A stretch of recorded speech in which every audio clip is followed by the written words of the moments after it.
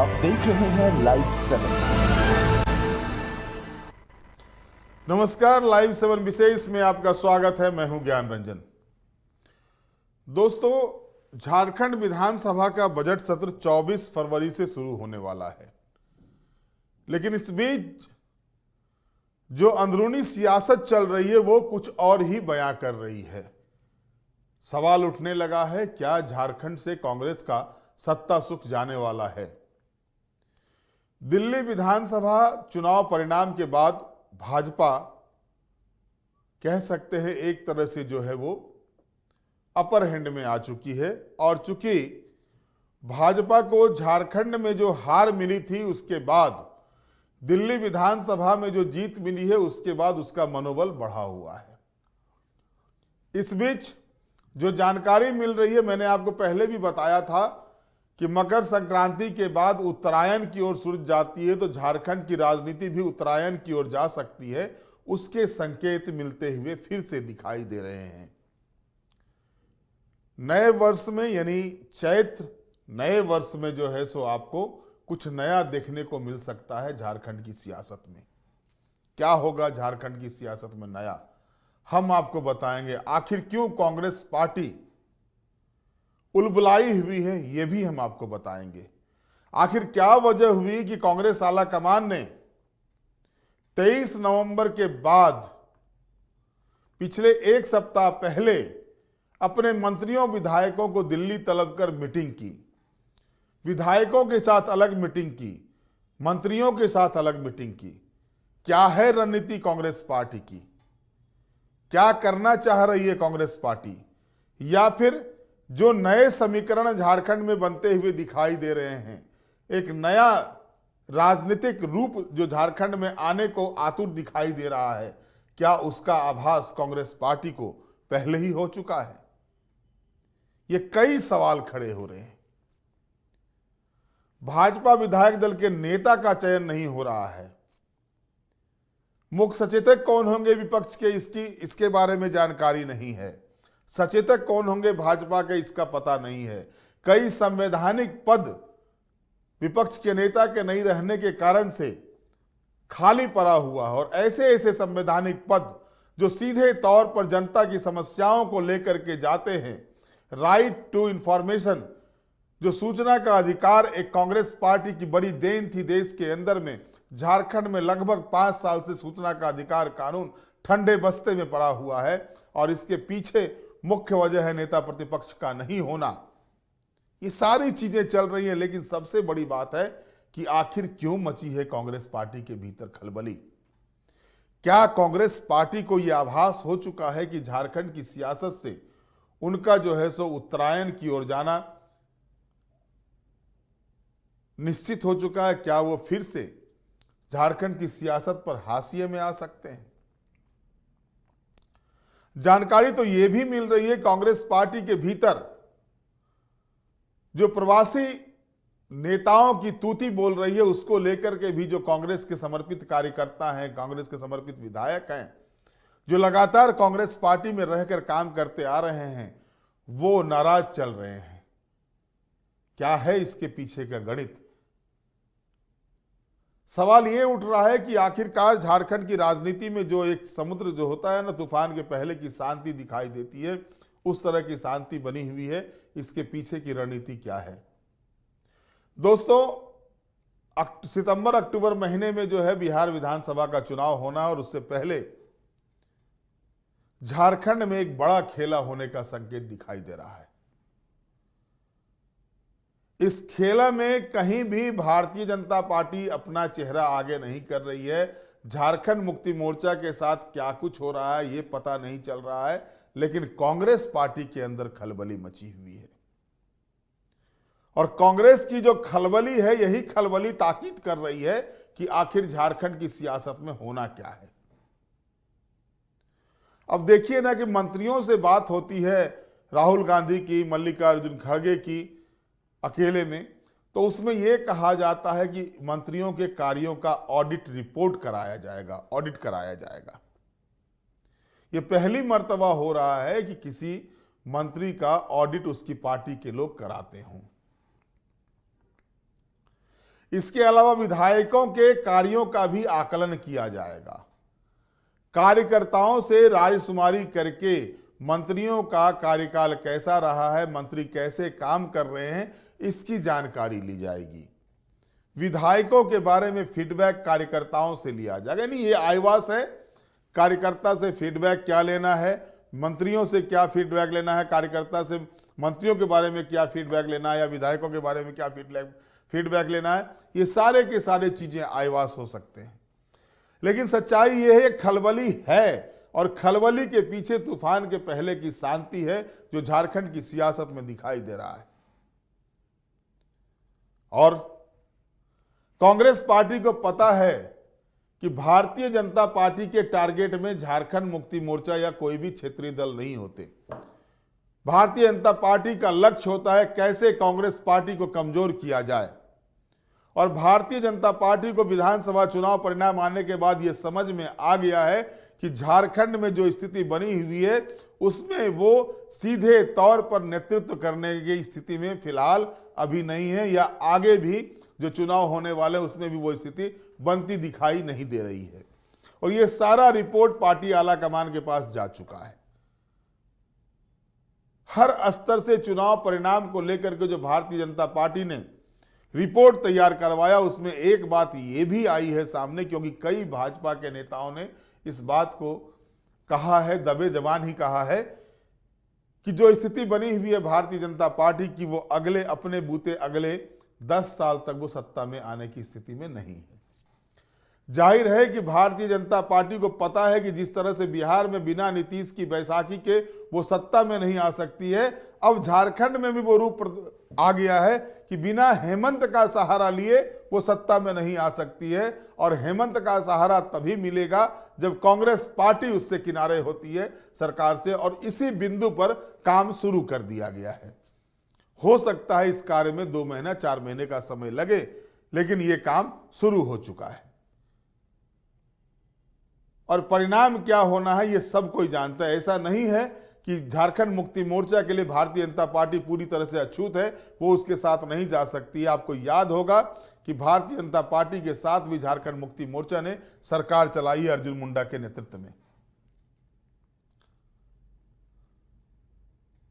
और इस पर भी काम चल रहे हैं। और काम के कई बिंदु हैं। अगर केंद्र सरकार से सहयोग नहीं मिलता है तो जो महत्वाकांक्षी योजना मैया सम्मान योजना है, जिसके बूते इंडिया गठबंधन इस बार सरकार में आई है, सत्ता में आई है, उस योजना को कंटिन्यू करना सरकार को मुश्किल हो रहा है। और ये अभी से दिखाई दे रहा है कि दिसंबर महीने का जो मैया सम्मान योजना की राशि थी वो जनवरी महीने में दी जाती है, और जनवरी महीने की राशि आधा फरवरी बीत जाने के बाद भी अब तक खाते में नहीं गया है। आपाधापी में जिस तरह से मैया सम्मान योजना को लेकर के आवेदन मंगाया गया, जिस तरह से लोगों को उससे जोड़ा गया, महिलाओं को जोड़ा गया, उसके बाद पता चल रहा है कि बंगाल के लोग जो है सो आकर के राशि का फायदा उठा ले रहे हैं, मैया सम्मान योजना का फायदा उठा ले रहे हैं। कई पुरुषों के नाम पर जो है सो पुरुष जो है सो मैया सम्मान की राशि अपने खाते में करवा लिए हैं, और उसका जब जांच चल रहा है तो समय लग रहा है। अब ये राशि कहां से आएगी? 1450 करोड़ रुपए महीने की जो राशि लगभग आकलन किया गया है कि मैया सम्मान योजना के तहत मुफ्त रेवड़ी जो बांटी जा रही है, उस राशि को कैसे लाया जाएगा, वो बजट में कैसे प्रावधानित किया जाएगा, इसको लेकर के सरकार के पास जो है सो जवाब नहीं सूझ रहा है। हालांकि सरकार के लोग ये जरूर कह रहे हैं कि मैया सम्मान योजना कंटिन्यू रहेगा, उसमें कोई व्यवधान नहीं होगा। लेकिन सवाल तो तब उठते हैं ना कि जब वो राशि लाभुकों के खाते में न जाए। लाभुकों के खाते में कहा गया था कि जनवरी महीने में 2 किस्त आ जाएगी, लेकिन जनवरी बीत गया, फरवरी का आधा फरवरी बीत गया, 14 तारीख हो गए हैं, और इसके बाद जो है सो मैया सम्मान योजना की राशि नहीं गई है। और ये तभी संभव है, ये योजना तभी कंटिन्यू कर सकती है जबकि केंद्र का सहयोग मिले, और केंद्र का सहयोग तभी मिलेगा, ये सभी लोग जानते हैं। आप लगातार पार्लियामेंट की अगर कवरेज देख रहे होंगे, पार्लियामेंट को देख रहे होंगे, तो उसमें आप देखते होंगे बंगाल के जो भी सांसद खड़े होते हैं वो सिर्फ यही बात कहते हैं कि बंगाल के साथ जो है सो सौतेला व्यवहार किया जा रहा है, और वो आंकड़े के साथ उस चीज को बताते हैं। जाहिर तौर पर जिस स्टेट में सत्ता नहीं है उधर जो है सो ये जो कहावत है ना, एक आंख में सुरमा एक आंख में काजल वाली बात, तो वो होती है। सत्ता में चाहे कांग्रेस रहे या भारतीय जनता पार्टी रहे, केंद्रीय सत्ता में जिस स्टेट में उसकी सरकार होती है, उस स्टेट की ओर उनका ध्यान ज्यादा रहता है। ये अमूमन देखा गया है शुरुआती दिनों से ही, और अगर मोदी सरकार में भी ऐसा हो रहा है तो कोई अतिशयोक्ति नहीं है या इसमें आश्चर्य करने की बात नहीं है, ये चीजें होती रहती हैं। और अब जबकि ये स्थिति बन रही है, जब ये स्थिति सामने आ रही है, ऐसे में साफ तौर पर परिलक्षित हो रहा है कि जो चुनावी वायदे किए गए हैं, क्योंकि कांग्रेस पार्टी ने अपनी बैठक में जो विधायकों और मंत्रियों के साथ बैठक की है उसमें 7 निश्चय की ओर ध्यान आकृष्ट कराया और कहा कि सरकार से इस मुद्दे पर काम करने को कहा जाए, खास करके जातीय जनगणना का मामला हो, स्थानीय नीति का मामला हो, गैस सिलेंडर का मामला हो। क्योंकि आपको याद है कि 450 रुपये में गैस सिलेंडर देने का वायदा इंडिया गठबंधन ने अपने घोषणा पत्र में किया था, और लेकिन बाद में जो बयान आए कांग्रेस पार्टी के नेताओं के, मंत्रियों के, उसमें यह कहा गया कि ये घोषणा जो है, ये वायदे कांग्रेस पार्टी ने की है और सरकार से इस पर अमल कराया जाएगा। अब वो चीजें नहीं हुई है। जाहिर तौर पर 24 से जो बजट सत्र शुरू होने जा रहा है झारखंड विधानसभा का, इस विधानसभा के सत्र में जो वायदे राज्य सरकार ने जनता से किए, जो घोषणा पत्र में किए, अपने निश्चय पत्र में किए हैं, उसका जवाब विपक्षी दल होने के नाते भारतीय जनता पार्टी मांगेगी।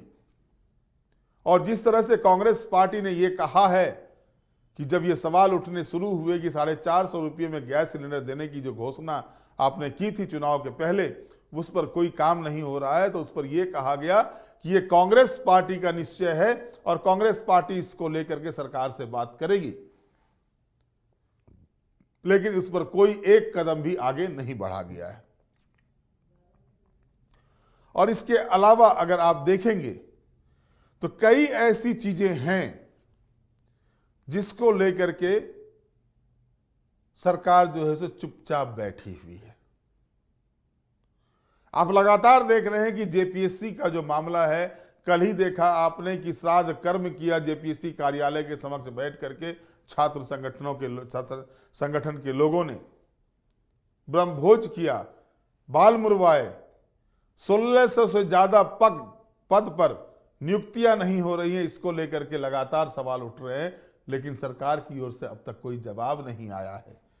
विपक्ष भी मौन साधे हुए है इन मुद्दों को लेकर के। जिस रोजगार की बात करके, चाहे वो 2014 में जिसकी ओर उंगली उठाई जाती है विपक्ष के द्वारा कि 2014 में प्रधानमंत्री नरेंद्र मोदी ने देश की बागडोर संभालने के पहले यह घोषणा की थी कि हर वर्ष 2 करोड़ नौकरियां दी जाएगी, रोजगार दिए जाएंगे, उस पर अमल नहीं किया जा रहा है। उस चीज को लेकर के झारखंड में भी आवाज उठने शुरू हो गए हैं कि हर वर्ष 5 लाख लोगों को नौकरी देने की बात की गई थी, और इस बार भी कैलेंडर जारी करने की बात की गई थी। और मुख्यमंत्री ने जो कैबिनेट की बैठक हुई थी उसमें यह साफ निर्देश दिया था कि नियुक्तियों का कैलेंडर जारी किया जाए और जेपीएससी और जेएससीसी के माध्यम से उन नियुक्तियों को कराया जाए, लेकिन कोई काम आगे नहीं बढ़ पाया है। और इसके बाद से ही जब कांग्रेस पार्टी को के विधायकों को, मंत्रियों को दिल्ली तलब किया जाता है और चर्चाएं होती है, और जब उसके प्रदेश अध्यक्ष ही कहते हैं कि सोशल ऑडिट कराए जाएंगे मंत्रियों के कामकाज के, तो सवाल उठने शुरू होते हैं। और मैंने ये जरूर कहा, आपको बताया भी कि जो अंदरूनी झकझूमर चल रही है कांग्रेस पार्टी के भीतर, खास करके प्रवासी नेताओं को जो कई दलों को होकर के फिर से कांग्रेस में आते हैं और उनको जगह मिल जाती है, तो उसको लेकर के जो मरमरिंग हो रही है कांग्रेस पार्टी के भीतर, इसको लेकर के भी कांग्रेस के अंदर ही अंदर जो है सो एक तरह से कह सकते हैं शीत युद्ध की स्थिति बनी हुई है। और अब जबकि एक राजनीतिक प्लेटफॉर्म पर, क्योंकि भारतीय जनता पार्टी की साफ तौर पर यह है, आप उठा के देख लें इतिहास, उसको कोई मतलब नहीं है झारखंड मुक्ति मोर्चा सत्ता में है या तृणमूल कांग्रेस सत्ता में है या एकनाथ शिंदे सत्ता में। आप देखें कि ज्यादा विधायक होने के बाद भी एकनाथ शिंदे को मुख्यमंत्री बनाया गया, जो मुख्यमंत्री थे पहले से देवेंद्र फडणवीस, उनको डिप्टी सीएम बना करके जो है सो सत्ता से खारिज कराया गया था। उद्धव ठाकरे एंड कंपनी को, जो कांग्रेस उद्धव ठाकरे और शरद पवार की कंपनी मिलकर सरकार चला रही थी। पिछले जो चल रहे थे टेन्यूर जो हेमंत सोरेन के चल रहे थे, उसमें देखा किस तरह से कांग्रेस को तोड़ने का प्रयास किया गया था, यह जग जाहिर हो चुका था। और अब जबकि कांग्रेस पार्टी के 16 विधायक हैं, झारखंड मुक्ति मोर्चा के 34 विधायक हैं, ऐसी स्थिति में भारतीय जनता पार्टी के जो आंकड़े हैं वो किसी भी हालत में तोड़ मरोड़ की राजनीति में जो है सो वो सत्ता तक नहीं पहुंच सकती है। तो अब जो चीजें चल रही है किसी तरह से जो है बिहार के तर्ज पर झारखंड में भी मुख्यमंत्री किसी अन्य दल के रहे, झारखंड मुक्ति मोर्चा के रहे, लेकिन सरकार एनडीए की हो, सरकार जो है सो वो जिस किसी भी दल के साथ हो, भारतीय जनता पार्टी के साथ मिलकर हो, इस पर कवायद चल रही है और इसका परिणाम जो है सो बहुत जल्द देखने को मिल सकता है। बहरहाल आप आज के विशेष में इतना ही। आप हमारे साथ जुड़े रहें, हमें लाइक करें, सब्सक्राइब करें। बहुत बहुत धन्यवाद। नमस्कार।